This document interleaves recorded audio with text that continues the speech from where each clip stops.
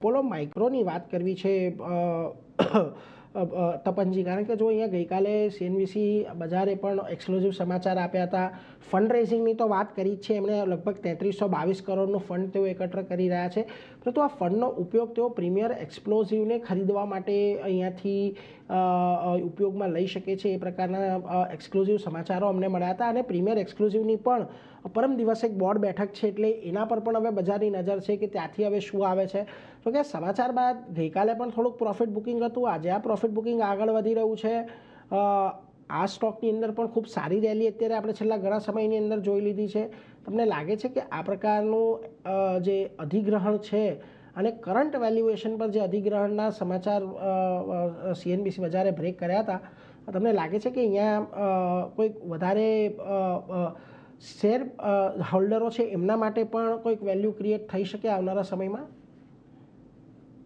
જોઈએ ને તો એમનો જે રિસન્ટ અપોલો માઇક્રોસિસ્ટમનો જે બોટમ હતું એનાથી તો ડબલ થઈ ગયો છે સ્ટોક છેલ્લા 2 મહિનામાં. મોસ્ટલી અપોલો માઇક્રોસિસ્ટમનો ને બીજા બધા ડિફેન્સ ઇલેક્ટ્રોનિક્સના જે નાના બધા સ્ટોક્સ છે ને, સ્મોલ કેપ સ્ટોક્સ, એ બધા બહુ જ ભાગી ચૂક્યા. તો એક ટાઈપનું પ્રોફિટ બુકિંગ છે. આજે તમે અધિકરણ કીધું એમના માટે સારું જ છે, પણ જ્યારે વેલ્યુએશન તમે જો તો 136ના પી પર બેઠું છે. પણ આગળ જતાં ઓફકોર્સનો મેઇન વસ્તુ છે કે હવે એમને ઓર્ડર મળે, ભાઈ એક્ઝિક્યુશન કેવું રહેશે અને શું એ લોકો માર્જિન મેન્ટેન કરી શકે છે કે નહીં. ડિફેન્સ સ્પેન્ડિંગ સારી રહેશે અને આગળ જઈને ઓર્ડર ડિમાન્ડ સારી રહેશે. અને ડિફેન્સ ઇલેક્ટ્રોનિક્સમાં ઇન્ડિયા ઘણું આગળ વધ્યું છે, એટલે પોઝિટિવ બધા છે, પણ વેલ્યુએશન હાઈ છે. અને ત્યાં જ પ્રોબ્લેમ આવી રહ્યો છે કે આ તમે થોડું પ્રોફિટ બુકિંગ જોઈ રહ્યા છો. ઇબીટા માર્જિન આઈ થિંક ઇમ્પ્રૂવ થશે ધીરે ધીરે. પણ આમાં કેવું છે કે અમુક જ કસ્ટમર છે, એમાં ખાસ કરીને ગવર્મેન્ટ છે. તો ગવર્મેન્ટથી થોડું પણ જો ડિલે થાય તો આ કંપનીને ડાયરેક્ટ પ્રોબ્લેમ થઈ શકે છે. પણ આગળ જઈને વર્કિંગ કેપિટલનો ઇસ્યુ પણ થોડો રહેશે.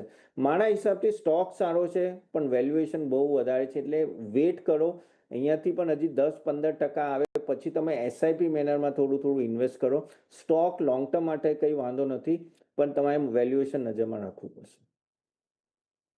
લોંગ ટાઈમ માટે વાંધો નથી, પરંતુ વેલ્યુએશન થોડાક અહીંયાથી નજરમાં રાખજો, કારણ કે તપનજીએ પણ કહ્યું કે છેલ્લા થોડા દિવસની અંદર, છેલ્લા 2-3 મહિનામાં આ સ્ટોક ડબલ થતો જોવા મળ્યો છે આપણને. એટલે કદાચ અહીંયાથી થોડાક વેલ્યુએશનને લઈને ચિંતા રહેશે, નજર રાખીશું.